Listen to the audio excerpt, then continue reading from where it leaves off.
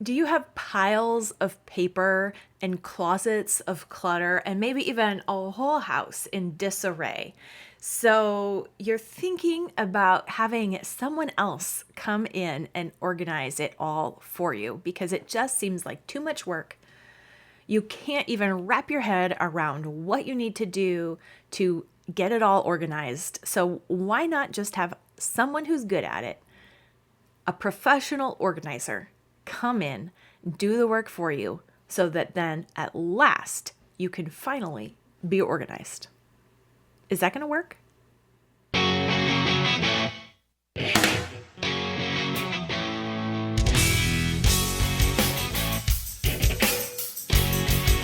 Yeah, I've Googled help getting organized before too. The piles, the closet, the dirty corners, the cruft of living a full life all feels like too much to handle on my own. Surely someone has figured out a way that would help me get organized, stay on top of things, and not get overwhelmed anymore.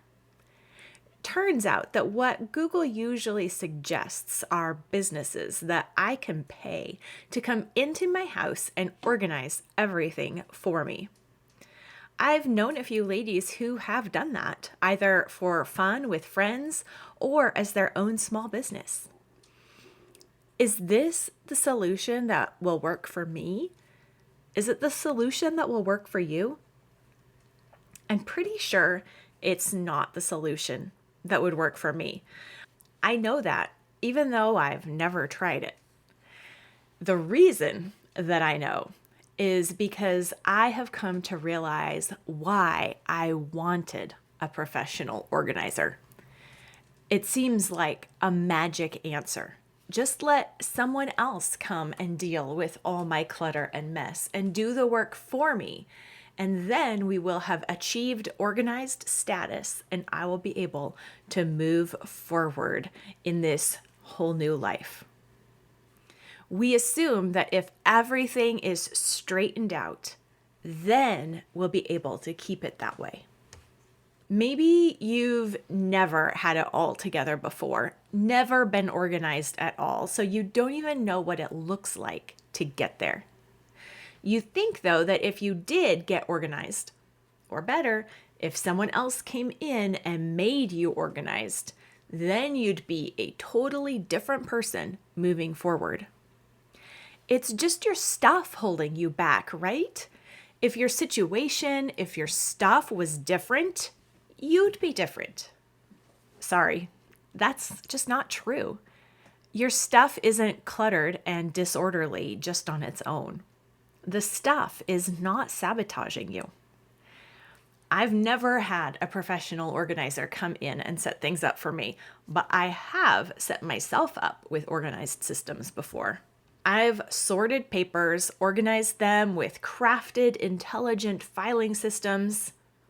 I then did not maintain said systems. I've set up launch pads and office cupboards. I like them, but they take work to maintain. The dirty little secret that professional organizers don't tell you is that the more systems you put in place, the more you have to keep up with. I've organized my spice drawer many times, sometimes alphabetically, sometimes according to greater use. It wasn't the classification system that made a difference. It was whether or not I put things away right away in a logical space that made the difference. If I did that, it didn't really matter what the order was. It was usable and neat. I've wanted a clean room, and so spent not only a full day or two thoroughly cleaning, but even taken a weekend to paint and get new bedding. I changed the light fixture to really upgrade the space. And it turns out cleaning my room still took work afterwards. Unless I continually, actively kept it up, the beautiful and orderly room devolved quickly, just like the spice drawer, just like the filing system. A prettier, orderly room or drawer or closet doesn't make the process of keeping it orderly any easier. All the habits that made that space chaotic and cluttered in the first place are still there, bringing me back to my own personal equilibrium, which at one time was messy. Entropy is real. Our situations don't change who we are. That's not to say that we don't need help getting organized. Help is often needed. We just need to look in the right place, and we need to have correct expectations about what that help is actually doing for us. The real problem isn't the stuff or the situation.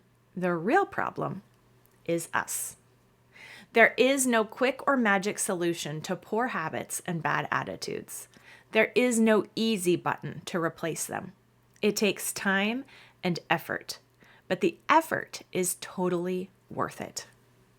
I know that because I've put in the time, and I still put in the time to keep that effort up. There is no finish line or status achievement of being organized. There's just a learned way of living and managing stuff and responsibilities. Anyone can learn it. Slowly, bit by bit, you can reclaim order in your home. But more importantly, and firstly, you can reclaim order in your attitude about your home. Baby steps, not total life makeovers imported from someone else's work or style, will pay off over time. Now, if you are thinking about getting a professional organizer because you just feel so burned out and overwhelmed and at your wit's end about the state of your house, I have something you can try first, and it's totally free. I created a Bust Out of Burnout bingo card full of 5-minute or less tasks that I think will help you improve your mood and see some real traction in your home with just some very small baby steps instead of total life makeovers. Plus, if you get a bingo, there's a place to report that and you can get a prize. And if you get a blackout, you can report that, and I will even send you real stickers in the mail. So try my Bust Out of Burnout bingo card for free. You can find that link in the show notes or go to simplyconvivial.com/bingo. That's simplyconvivial.com/bingo. The steps in there will help you to repent, rejoice, repeat.